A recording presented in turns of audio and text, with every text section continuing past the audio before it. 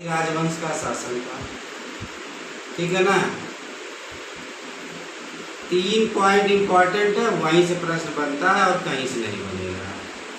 ठीक है, पढ़ना पूरा है लेकिन ध्यान 2-3 जगह देना है।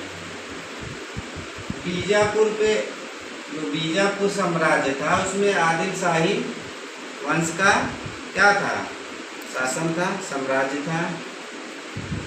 इस बीजापुर की एक इमारत बहुत फेमस है, गोल गुंबद।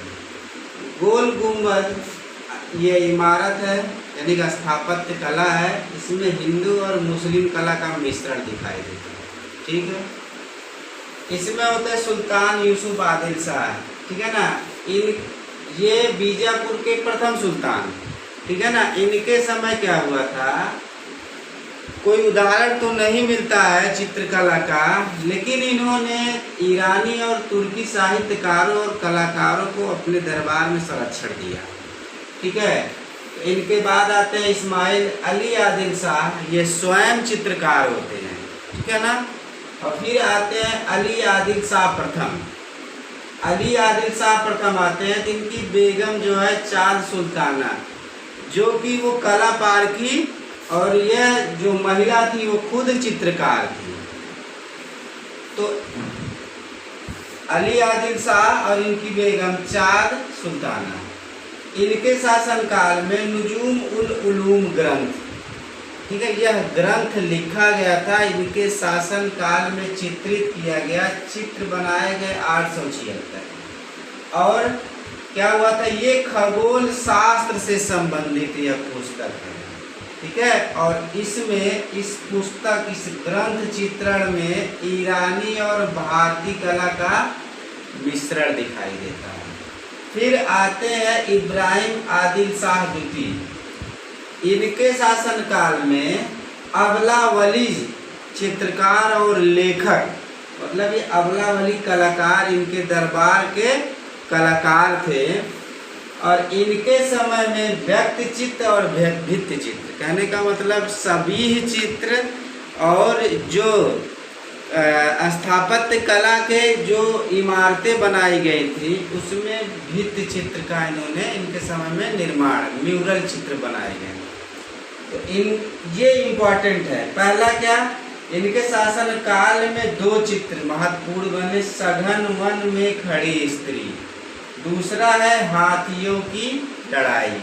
ठीक है, और इन्हीं के शासन काल में ग्रंथ चित्रित होता है रागमाला। ठीक है ना, रागमाला चित्र होता है।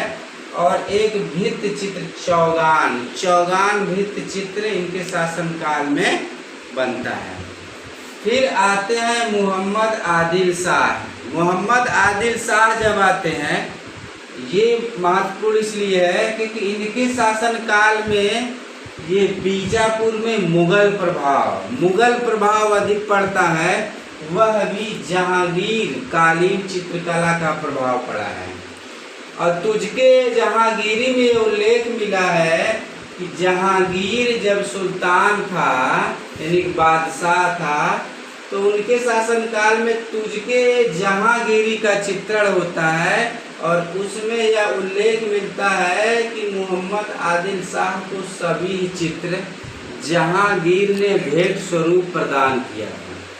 ठीक है, और इन्हीं के समय मोहम्मद आदिल शाह के समय यूरोपीय कला का प्रभाव दिखाई देता है। फिर आते हैं सिकंदर अली शाह। इनके समय रागमाला का चित्रण होता है। और यह रागमाला ग्रंथ चित्र बड़ौदा संग्रहालय, बड़ौदा कहाँ है, गुजरात में संग्रहित है। ठीक है, अब ये देखिए इसमें महत्वपूर्ण क्या है। एक तो गोल गुंबद महत्वपूर्ण है। ठीक है, इसको याद रखिएगा कि ये बीजापुर में बना है। तीसरा नुजूम उल उलूम ग्रंथ चित्रित हुआ है, ये महत्वपूर्ण है। और इसमें 876 चित्र हैं। ठीक है, और ये जो चित्र बना है, सघन वन में खड़ी स्त्री, हाथियों की लड़ाई, पहली बार रागमाला का चित्रण हुआ है, चौगान भित्ति चित्र बना है। और ये इम्पोर्टेंट है, मोहम्मद आदिल शाह, इनके समय में मुगल प्रभाव यूरोपीय प्रभाव दोनों का है। 1 2 3, 4, 5, 6, 7, 8 इतने पॉइंट में 7-8 पॉइंट महत्वपूर्ण है। यहाँ से प्रश्न नहीं बना है, यहाँ से प्रश्न आया है, यहाँ से प्रश्न आया है, बस 2 जगह से प्रश्न आया है बीजापुर में। हो सकता है अब जो है उसका विस्तार हो जाए, यहाँ से भी प्रश्न आ सकता है, तो इसको भी आप लोग याद कर लीजिए। ठीक है।